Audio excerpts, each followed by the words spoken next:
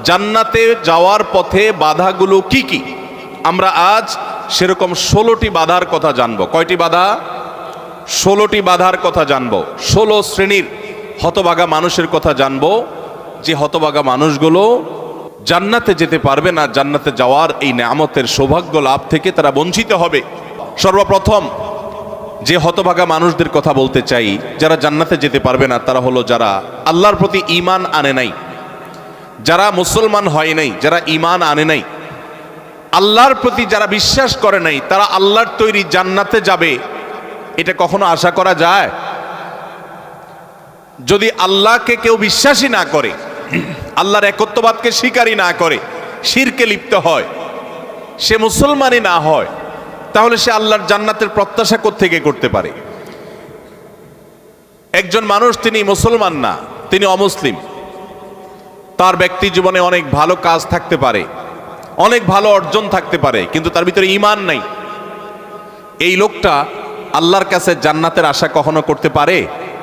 একজন মানুষ বাংলাদেশে মানুষের জন্য অনেক কাজ করেছেন, বাংলাদেশের উন্নয়নে অনেক ভূমিকা তার ছিল বা আছে, বাংলাদেশে অনেক কল্যাণকামিতা তিনি চান, তার অনেক ইন্ডাস্ট্রি কারখানা থেকে বহু দেশের উপকার হয়, দেশে মানুষের উপকার হয়, এরকম আরো বহু উপকারিতা তার দ্বারায় হয়, কিন্তু লোকটা বাংলাদেশের অস্তিত্বকে স্বীকার করে না, বাংলাদেশের অস্তিত্বকে স্বীকার করে না, বাংলাদেশের স্বাধীনতা, সার্বভৌমত্ব এগুলো স্বীকার করে না। সে যদি বাংলাদেশকে অস্বীকার করে, বাংলাদেশ রাষ্ট্রের বিরুদ্ধে বিদ্রোহ করে, তাহলে এই ব্যক্তিকে বাংলাদেশ রাষ্ট্র বা রাষ্ট্রের তরফ থেকে রাষ্ট্রীয় কর্তৃপক্ষ কখনো তাকে রাষ্ট্রের কোনো সম্বর্ধনা, রাষ্ট্রের কোনো বিশেষ সম্মাননা ওই ব্যক্তিকে কখনো দিবে? দেওয়ার কথা? যে রাষ্ট্রকেই স্বীকার করে না, রাষ্ট্র তাকে সম্বর্ধনা দেওয়ার কথা? তার হতে পারে অনেক অর্জন আছে, হতে পারে অনেক অবদান আছে, তার একটারও 2 পয়সার কোনো মূল্য থাকবে না যদি সে রাষ্ট্রটাকেই কি করে? অস্বীকার করে। ঠিক একইভাবে যে আমার রবকে মানে না, যার আল্লাহর প্রতি ঈমানই নেই, বিশ্বাসই নেই, তার হাজারটা ভালো কাজ থাকতে পারে, আল্লাহ রাব্বুল আলামিনের কাছে সে কখনো জান্নাত প্রত্যাশা করতে পারে? যে আল্লাহকে স্বীকার করে না, সে আল্লাহর কাছে জান্নাত কিভাবে আশা করে? এই জন্য ভাইরা আমার, সহিহ মুসলিমের হাদিসে আসছে, নবী করিম সাল্লাল্লাহু আলাইহি সাল্লাম বলেছেন, লা তাদখুলুল জান্নাতা হাত্তা তুমিনু, তোমরা ততক্ষণ পর্যন্ত জান্নাতে প্রবেশ করবে না যতক্ষণ পর্যন্ত তোমরা ঈমানদার হবে না। অর্থাৎ ঈমানদার না হলে জান্নাতে যাওয়ার কোনো সুযোগ নেই। এই প্রথম শ্রেণীর মানুষ, তারা দুনিয়া থেকে যদি ঈমান ছাড়া যায়, তাহলে সেক্ষেত্রে চিরকাল তারা জান্নাতে নিষিদ্ধ থাকবে, অনন্ত অসীমকাল জাহান্নামে তারা থাকবে, জান্নাতে কখনোই আসতে পারবে না।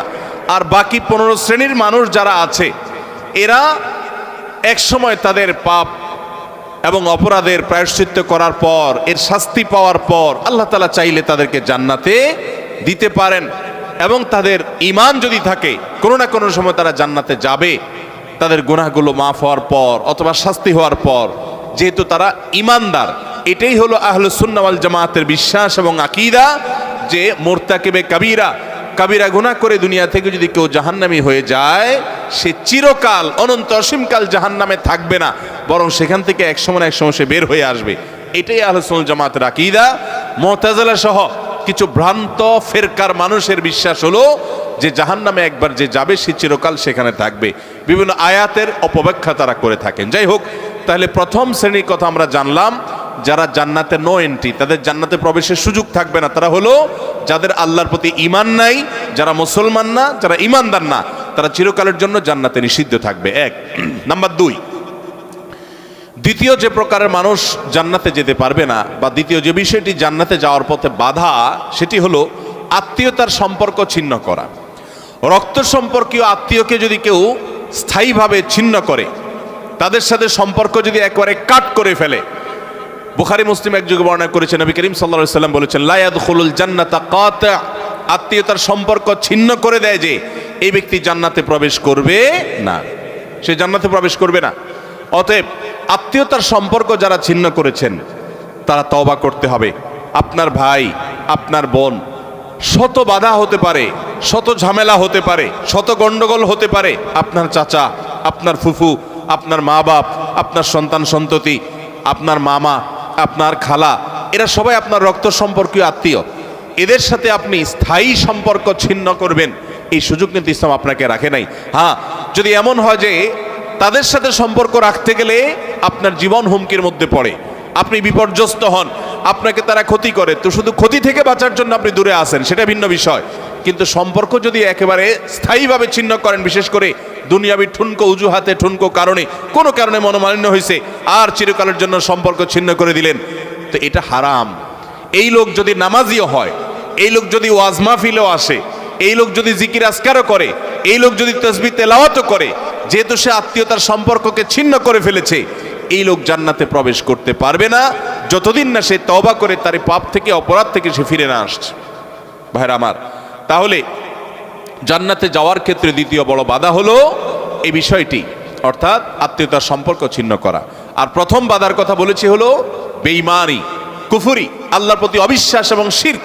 এগুলো জান্নাতে যাওয়ার ক্ষেত্রে সবচেয়ে বড় বাধা, স্থায়ী বাধা। আর দ্বিতীয়টি হলো আত্মীয়তার সম্পর্ক ছিন্ন করা। নাম্বার 3, চগলখড়ি করা।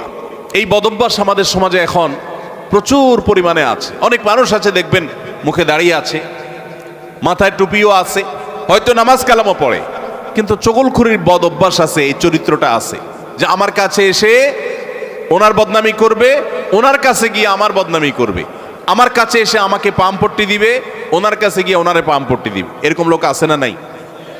ঘরে ঘরে, আল্লাহ মাফ করুন, আমাদের অনেকের মধ্যে এই চরিত্রটা আছে না নাই? নবী করিম সাল্লাল্লাহু আলাইহি সাল্লাম এই চগলখড়ি সম্পর্কে সহিহ মুসলিম বর্ণিত হাদিসে বলেছেন, লা ইয়াদখুলুল জান্নাতা নাম্মাম, চগলখড় জান্নাতে প্রবেশ করবে না। জান্নাতে প্রবেশের ক্ষেত্রে আরেকটি বড় বাধা, আরেকটি বড় দেয়াল, আরেকটি বড় প্রাচীর হলো এই চগলখড়ির চরিত্র। ভাইরা আমার, আসুন তওবা করি, চগলখড়ি করব না। কারোর ভালো কিছু পেলে সেটা তার পেছনে অন্যদের কাছে বলবো, আর মন্দ কিছু হলে তার সামনে বলবো। তার সামনে এসে একরকম, তার পেছনে গিয়ে আরেক রকম, সামনে এসে তার প্রশংসা, পেছনে গিয়ে তার দুর্নাম। এই দুশ্চরিত্র অনেক অনেক নেকামলকারী মানুষ, নামাজ কালামওয়ালা মানুষ, জিকির আজকারওয়ালা মানুষ, অনেক ইসলামের কাজ করেওয়ালা মানুষ, দাওয়াতের কাজ করেওয়ালা মানুষ, তাদের মধ্যে এই বদভ্যাস, এই দুশ্চরিত্র, এই খারাপ জিনিস আছে। ভাইরা আমার, আমরা বেশিরভাগ মানুষ চুরি করি না, ডাকাতি করি না, মদ খাই না, মানুষ হত্যা করি না, জেনা করি না, খুন খারাপি করি না, ছিনতাই রাহাজানি করি না। বেশিরভাগ মানুষ এই মাহফিলে আমরা যারা আছি, আমার কথা যারা শুনছেন, বেশিরভাগ মানুষই এই মোটা মোটা বড় বড় অপরাধগুলো আমরা করি না। কিন্তু কিছু কিছু অপরাধ আছে যেগুলো আমরা যে করি, সেগুলো অপরাধ যে আমরা জানিও না, সে বিহিত নাই, সে চিন্তাও নাই, সে ভাবলেশও নাই, এবং সেগুলো যে গুনাহ, সে গুনাহগুলোকে গুনাহ মনে করছি না, শয়তান বুঝতেই দিচ্ছে না। তার মধ্যে একটা হলো এইটা, চগলখড়ি। ঘরে ঘরে, জনে জনে দেখবেন এই বদভ্যাস, যে সামনে একরকম, পিছনে আরেক রকম, নেফাকি এবং কপটতা আজ জনে জনে ভরে গেছে। আল্লাহ তাআলা আমাদের সবাইকে জান্নাতে যাওয়ার ক্ষেত্রে এত বড় বাধা, এই বাধাকে আল্লাহ তাআলা আমাদেরকে অতিক্রম করার তৌফিক দান করুন। এই বাধা অতিক্রম করার উপায় কি ভাই? উপায় হলো এখনই তওবা করবেন। আমি জীবনে কখনো কারোর সামনে গিয়ে একরকম আরেক রকম, এই মুনাফিকি আমি করব না, এই কপটতা আমি করব না, এই 2 নম্বরে আমি করব না, এই প্রতারণা আমি করব না। কোনো মানুষের সামনে গিয়ে ভালো সাজবো, পেছনে গিয়ে দুর্নাম করব না, আরেকজনের কাছে গিয়ে তার দুর্নাম করা, আর আবার তার কাছে গিয়ে আরেকজনের দুর্নাম করা, অর্থাৎ দুজনের মধ্যে লাগালাগি করে দেওয়ার জন্য যে ভূমিকা, সেই ভূমিকা অবতীর্ণ হওয়া, এই চগলখড়ি, এটা হলো জান্নাতে যাওয়ার ক্ষেত্রে তৃতীয় বড় বাধা। চগলখোর সে জান্নাতে নো এন্ট্রি থাকবে। আল্লাহ তাআলা আমাদের সবাইকে বদভ্যাস পরিত্যাগ করার তৌফিক দান করুন। নাম্বার 4, প্রতিবেশীকে যে কষ্ট দেয়, এই লোকও জান্নাতে যেতে পারবে না। জান্নাতে যাওয়ার ক্ষেত্রে বড় বাধা হলো এই বদভ্যাস এবং খারাপ জিনিস, এই অপরাধ, প্রতিবেশীকে কষ্ট দেওয়া। এটাকেও আমরা অনেকে গুনাহের কাজ মনে করি না। অনেক লোক আছে দেখবেন, গোটা দুনিয়ার সব মানুষের সাথে তার সম্পর্ক ভালো, কিন্তু নিজের প্রতিবেশীর সাথে সম্পর্কটা কি নাই? ভালো নাই। আছে না নাই? নিজের পাশের জমি, যে জমি যার, দেখা যায় আইলটা তার জমির দিকে ঠেলা হয়। আছে না নাই? তাহলে এটা প্রতিবেশী হক আদায় হলো না হক নষ্ট হলো? আরেকজনের সীমানার বরাবর গিয়ে এমন গাছ লাগাইলেন ইচ্ছাকৃতভাবে যাতে করে গাছের গোড়াটা আপনার এখানে থাকে আর গাছের ডালগুলা সব গিয়ে তার জমিতে পড়ে। আছে না নাই? অনেক ভালো ভালো মানুষ, অন্য দিক থেকে ভালো, এরকম অনেক মানুষ এই কাজ করি কি করি না আমরা? আমি নিজেই জানি যে আমার এই যে সীমানায় গাছগুলো লাগাচ্ছি, এই গাছগুলোর ছায়া পড়ে তার ফসল নষ্ট হবে, তার জায়গাতে ছায়া পড়ে থেকে অনেক ফসল হবে না, ক্ষতি হবে। তারপর আমি লাগাই, ক্ষতি করার জন্যই লাগাই যে গাছের গোড়াটা আমার থাকবে, আগাটা সব তার ঘাড়ের উপরে, তার জমির উপরে গিয়ে পড়বে, তার সীমানার উপরে গিয়ে পড়বে, ভোগ করব আমি। আছে না নাই? ভাইরা আমার, হাঁস দিয়ে, মোরগ দিয়ে, সন্তান দিয়ে বিভিন্নভাবে প্রতিবেশীকে আমরা অনেকে কষ্ট দেই। নবী করিম সাল্লাল্লাহু আলাইহি ওয়াসাল্লাম সহিহ মুসলিম বর্ণিত হাদিসে বলেছেন, লা ইয়াদখুলুল জান্নাতা মান লা ইয়ামানু জারুহু বাওয়াইকাহু। যে ব্যক্তির প্রতিবেশী তার হাত, মুখ এগুলোর কষ্ট দ্বারা, তার ক্ষতি এবং অনিষ্ট থেকে যে ব্যক্তি নিরাপদে থাকে না, অর্থাৎ প্রতিবেশীকে যে শান্তিতে রাখে না, প্রতিবেশীকে বিভিন্নভাবে কষ্ট দেয়, এই ব্যক্তি জান্নাতে প্রবেশ করতে পারবে না। আপনারা অনেকে একটা হাদিস শুনেছেন, বিখ্যাত প্রসিদ্ধ একটা হাদিস। নবী করিম সাল্লাল্লাহু আলাইহি ওয়াসাল্লামের কাছে বলা হলো, হে আল্লাহর রাসূল, অমুক ব্যক্তি খুব নফল নামাজ রোজা করত, খুব দান সাদাকা করত এবং সব ভালো আমলগুলো করত, ফরজ তো করত, নফলও করত। ফরজ 5 ওয়াক্ত তো পড়তো, আবার নফল নামাজও পড়তো, ধরেন তাহাজ্জুদ, ইশরাক সব পড়তো, যাকাত তো দিত, আবার এমনিও দান করত। তার আমলের কোনো কমতি ছিল না। একটা দুর্বলতা ছিল যে প্রতিবেশীকে সে কষ্ট দিত, ঝগড়াঝাটি করত, তাদের হক নষ্ট করত। নবী করিম সাল্লাল্লাহু আলাইহি সাল্লাম বলেছেন, সে জাহান্নামী। তোমরা যার কথা বলেছো, আল্লাহ তাআলা ওহীর মাধ্যমে নবীকে জানিয়ে দিয়েছেন তার পরিণতি হলো জাহান্নাম। তার কোনো নামাজ, তার কোনো রোজা, তার কোনো ইবাদত, তার কোনো দান সাদাকা এগুলো তাকে রক্ষা করতে পারে না, সে জাহান্নামে যাবে, কারণ তার প্রতিবেশীকে সে কষ্ট দিয়েছে। এর বিপরীতে নবীজি সাল্লাল্লাহু আলাইহি সাল্লামকে বলা হলো যে আরেকজনের কথা আমরা জানি, শুধু ফরজ নামাজগুলো পড়তো, নফল নামাজ পড়ার সময় পাইতো না, শুধু ফরজ কাজগুলো করতো, অতিরিক্ত দান সাদাকার সুযোগও পেত না, কিন্তু তার একটা ভালো গুণ ছিল, সে প্রতিবেশীদের সাথে সুসম্পর্ক বজায় রাখতো। তারা যদিও খুব বেশি ভালো ছিল না, কিন্তু সে ভালো থাকার চেষ্টা করত, নিজে থেকে তাদের যেন কষ্ট না হয় এটা খেয়াল রাখতো। নবী সাল্লাল্লাহু আলাইহি সাল্লাম বলেছেন, এই লোকটা জান্নাতি। ভাইরা আমার, প্রতিবেশী যে কত বড় একটা ব্যাপার, এটা আমরা বেশিরভাগ মানুষ বুঝি না। গ্রাম বলেন, শহর বলেন, বেশিরভাগ জায়গায় আমরা প্রতিবেশীর হক নষ্ট করি। প্রতিবেশীকে জানেন?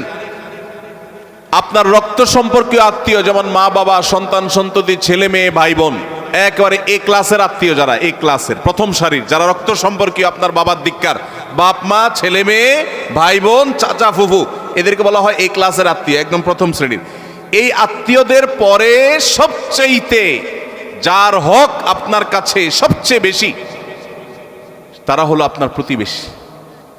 বেশিরভাগ ক্ষেত্রে দেখবেন প্রতিবেশীর সাথে সম্পর্ক ভালো নাই, আইল ঠেলাঠেলি, গন্ডগোল, ফাসাদ, ঝগড়াঝাটি, মারামারি, গ্রামে এক ধরনের, শহরে আরেক ধরনের। শহরে ধরেন ধুমধাড়াক্কা গানের ভলিউম দিয়ে আশপাশের প্রতিবেশীকে কষ্ট দিচ্ছেন, ময়লাটা বের করে আপনি আপনার দরজার সামনে রাখছেন, প্রতিবেশী বের হয়ে নাকে হাত দিতে হয়েছে, আপনার জুতাগুলো তার ফ্ল্যাটের সামনে চলে গেছে, তাকে আপনি কষ্ট দিচ্ছেন, আপনার বিল্ডিংয়ের পাশের জায়গাটা খালি আছে, ময়লাটা সেখানে ফেলতেছেন, আপনার বাচ্চাদেরকে দিয়ে তারে কষ্ট দিচ্ছেন, গ্রামে দেখা যায় হাঁস মুরগি দিয়ে প্রতিবেশীকে কষ্ট দিচ্ছেন, আপনার ছাগল গিয়ে তার জিনিসপত্র খেয়ে ফেলছে, আপনার বাচ্চারা গিয়ে তাকে ডিস্টার্ব করছে, আপনার গাছগুলো গিয়ে ছায়া হয়ে তার জায়গাতে ক্ষতি করছে, তার জায়গা বরাবর আপনি পুকুর কাটতেছেন যাতে করে ভেঙে আপনার এখানে পড়ে। এক কথায় নানাভাবে আমরা প্রতিবেশীকে ক্ষতিগ্রস্ত করছি। এমনকি অনেক মানুষ অন্য অনেক ক্ষেত্রে প্র্যাকটিসিং মুসলমান হওয়ার সত্ত্বেও এই কাজটা করছে। নবী সাল্লাল্লাহু আলাইহি সাল্লাম বলেছেন, খবরদার, যে ব্যক্তি প্রতিবেশীকে কষ্ট দেয়, প্রতিবেশী তার হাত মুখ দ্বারা কষ্ট পায়, এই লোক জান্নাতে যেতে পারবে না। তাহলে 4 নম্বর আমরা পেলাম, জান্নাতে যাওয়ার ক্ষেত্রে বাধা হলো প্রতিবেশীকে কষ্ট দেওয়া।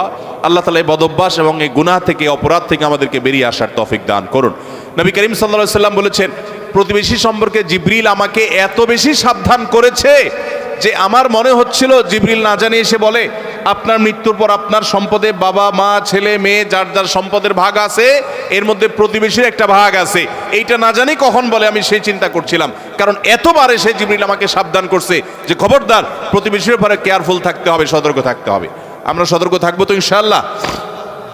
নাম্বার 5, অহংকারী ব্যক্তি, যে অহমিকা দেখায়, দম্ভ করে, গরিমা নিয়ে চলে, মানুষকে মানুষ মনে করে না। কারোর টাকার গরম আছে, কারোর নাম যশ খ্যাতির গরম আছে, কারোর ক্ষমতার গরম আছে। আল্লাহ তাআলা এক একজনকে এক একটা দিয়ে পরীক্ষা করেন। এগুলোর মাধ্যমে যারা অহংকারী হয়ে যায়, এগুলোর কারণে যারা অহংকারী হয়ে যায়, এই অহংকারী ব্যক্তি কখনো জান্নাতে যাবে না। সহিহ মুসলিমের হাদিসে আসছে, নবী করিম সাল্লাল্লাহু আলাইহি ওয়াসাল্লাম বলেছেন, লা ইয়াদখুলুল জান্নাতা মান কানা ফি কলবিহি মিসকালু যাররাতিন মিন কিবরিন। যেই ব্যক্তির অন্তরে যাররা পরিমাণ অহংকার থাকবে, দম্ভ থাকবে, এই মুতাকাব্বির অহংকারী ব্যক্তি জান্নাতে কখনো প্রবেশ করবে না। আল্লাহ রাব্বুল আলামিন হাদিসে কুদসিতে বলেছেন, অহংকার হলো আমার চাদর। অহংকার হলো কার চাদর ভাই? আল্লাহ তাআলার চাদর। এই চাদর নিয়ে যদি কেউ টানাটানি করে, আল্লাহ রাব্বুল আলামিন তাকে ছিন্ন বিচ্ছিন্ন করে ছাড়বেন, তাকে আল্লাহ তাআলা কখনো জান্নাত দিবেন। এজন্য ভাইরা সবসময় বিনয়ী হয়ে থাকতে হবে।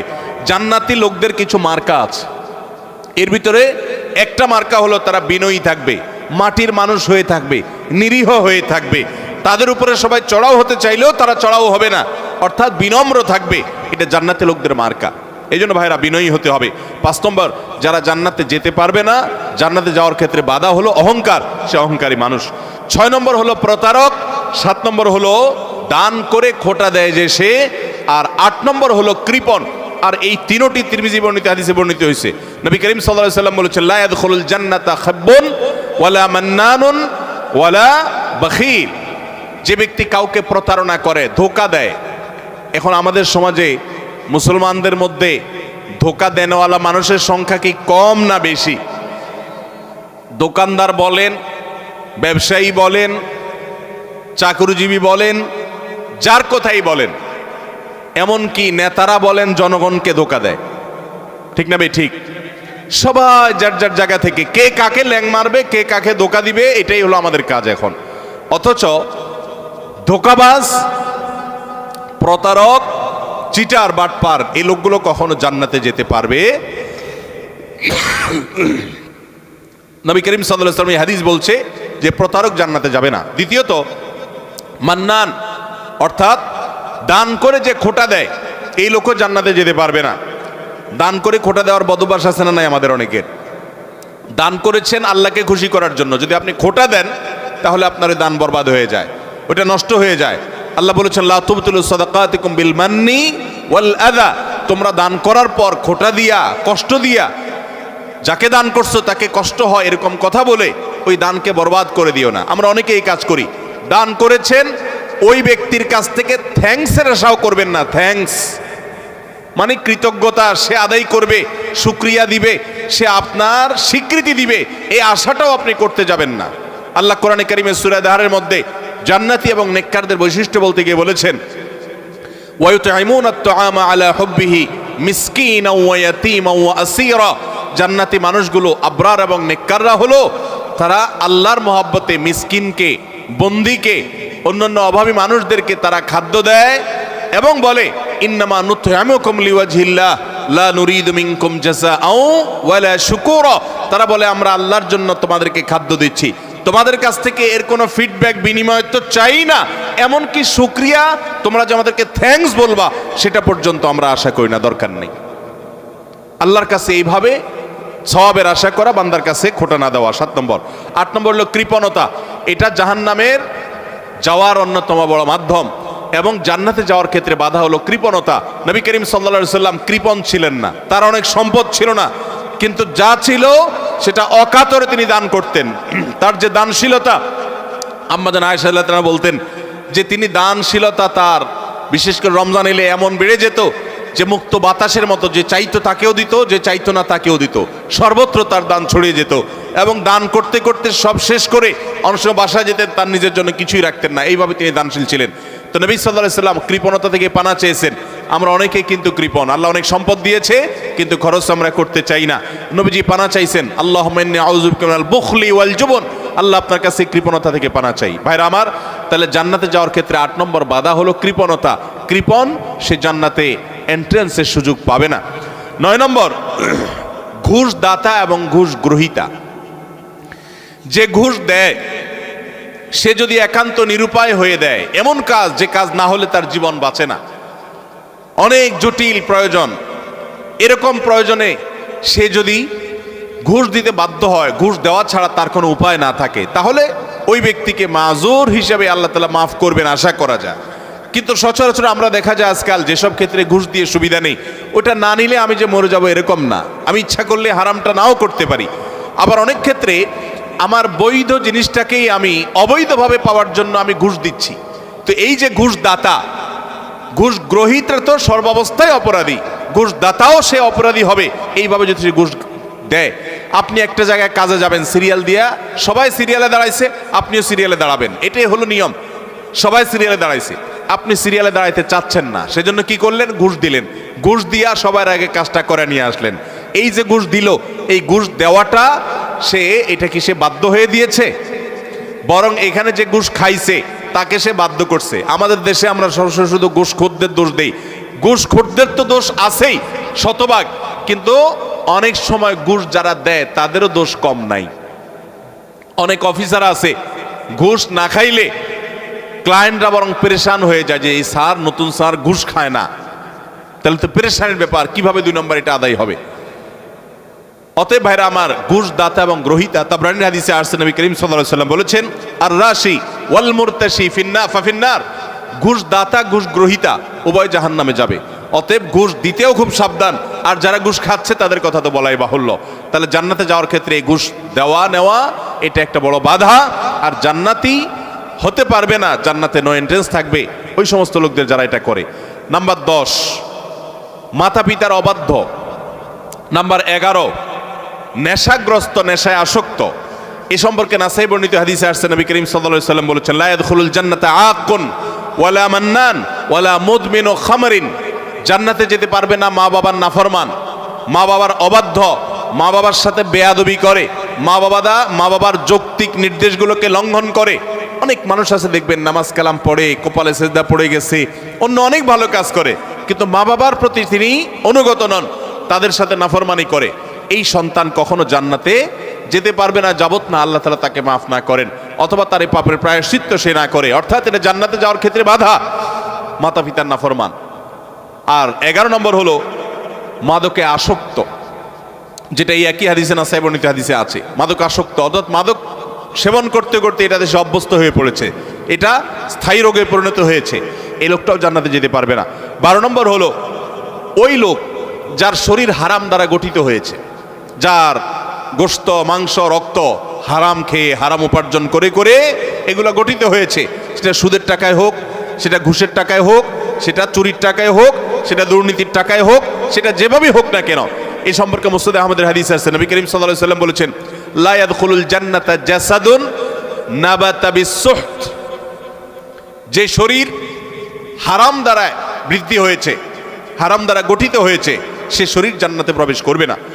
এটা হলো 12 নম্বর। 13 নম্বর হলো অহংকারী ব্যক্তি, যে শুধু অহংকার করে তা নয়, অহংকারের পাশাপাশি আরেকটা বদ অভ্যাস আছে, আরেকটা রোগ আছে, যে রীতিমতো কাউকে পাত্তা দেয় না এবং গোয়ার কিসিমের হয়, গোয়ার কিসিমের হয়, খুব তেড়া কিসিমের হয়, শক্ত মেজাজি হয়, কোনোভাবেই সে নরম হতে চায় না। এই অতুল এবং জাওয়াজ, আবু দাউদ শরীফের হাদিসের বর্ণনা মতে এই টাইপের মানুষও জান্নাতে যেতে পারবে না, যারা অনেক বেশি এরকম গোয়ার হয় এবং রূঢ় স্বভাবের হয়। স্বভাবটাই হলো রূঢ়, স্বভাবটাই হলো রুষ্ট, সে সবসময় মানুষের সাথে এরকম কঠোর স্বভাবের হয়, তার মনটাই হলো পাথরের মতো। এই মানুষগুলো জান্নাতে যেতে পারবে না, এবং আবু দাউদের হাদিস সেটি বলছে।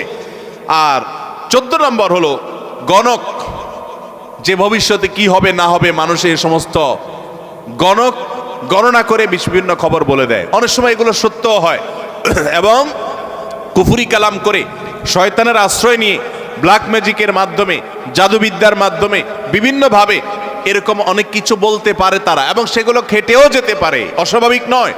কিন্তু এই যে অসৎ উপায়ে কুফরি কালামের মাধ্যমে, জাদুর মাধ্যমে, শয়তানের আশ্রয় নিয়ে ভবিষ্যৎ সম্পর্কে বলে দেয়, এই রকম গণক যারা, এরাও জান্নাতে যেতে পারবে না। এমনকি তাদের কাছে যারা যায়, যারা তাদের কথা বিশ্বাস করে, আস্থা রাখে, এদের ইবাদত পর্যন্ত একটা মেয়াদ পর্যন্ত কবুল হবে না, হাদিসে বলা হয়েছে। তাহলে 14 প্রকার হলো এই গণক। আর 15 নম্বর হলো জাদুকর, যারা ব্ল্যাক ম্যাজিক করে মানুষকে। আজকাল এই ব্ল্যাক ম্যাজিক ভাই ঘরে ঘরে হয়ে গেছে, ঘরে ঘরে। দুষ্ট জিনকে দিয়ে শয়তানের আশ্রয় নিয়ে ব্ল্যাক ম্যাজিশিয়ানরা ব্ল্যাক ম্যাজিক করে। দেখবেন যে বিভিন্ন পোস্টারে লেখা কামরূপ কামাখ্যা থেকে প্রশিক্ষণ প্রাপ্ত, আছে না নাই? ফেসবুকে দেখবেন বিভিন্ন কমেন্টে এরকম পোস্টার পোস্ট করে অনেক লোক। আবার অনেক সময় দেখবেন বিভিন্ন জায়গায় জায়গায় এগুলো আছে। ঘরে ঘরে দেখবেন এমন অনেক রোগী আছে যেই রোগীদের কোনো ট্রিটমেন্ট ডক্টররা করতে পারছেন না। দেশ বিদেশ ঘুরে, বহু হাসপাতাল ঘুরে, বহু ট্রিটমেন্ট নিয়েও কোনো চিকিৎসা করাতে পারছেন না, কোনো ট্রিটমেন্ট হচ্ছে না, সুস্থ হচ্ছে না। এগুলোর একটা অংশ, আমি সবগুলো বলছি না, একটা বড় অংশ ব্ল্যাক ম্যাজিকের রোগী আস্তে আস্তে শেষ হয়ে যাচ্ছে। বিভিন্ন বর্ণনা আছে সম্পর্কে। ব্ল্যাক ম্যাজিক এটা ওটের উপর যদি পড়ে তো ওটকে পাতিল পর্যন্ত নিয়ে যায়, অর্থাৎ শেষ হয়ে যায়, জবাই করে খাওয়া ছাড়া উপায় থাকে না, আর মানুষকে কবর পর্যন্ত নিয়ে ছাড়ে। অন্য আরেক হাদিসে আছে যে এই যে মানুষের হিংসাত্মক দৃষ্টি, কুদৃষ্টি, বদনজর, এটা ভাগ্যকে পর্যন্ত আল্লাহর ফয়সালাতেই পরিবর্তন পর্যন্ত করে দেয়। এরকম ভয়াবহ একটা বিষয়। তো এই ব্ল্যাক ম্যাজিশিয়ান যারা, এরা জান্নাতে যেতে পারবে না। আর 16 নম্বর হলো আপনার সিল্কের পোশাক পরা। আল্লাহ রাব্বুল আলামিন এই সব কবিরা গুনাহ, এগুলো যেগুলো বললাম এগুলো একটা সগীরা গুনাহ না। প্রথমটা শুধু কবিরা না, আকবারুল কাবায়ের, সবচেয়ে বড় কবিরা গুনাহ, বরং সেটা কুফরি, ঈমান বিধ্বংসী বিষয়। সেটা সহ এই 16টি সবগুলো কবিরা গুনাহ এবং কুফর থেকে, শিরক থেকে আল্লাহ তাআলা আমাদের সবাইকে বেঁচে থাকার তৌফিক দান করুন।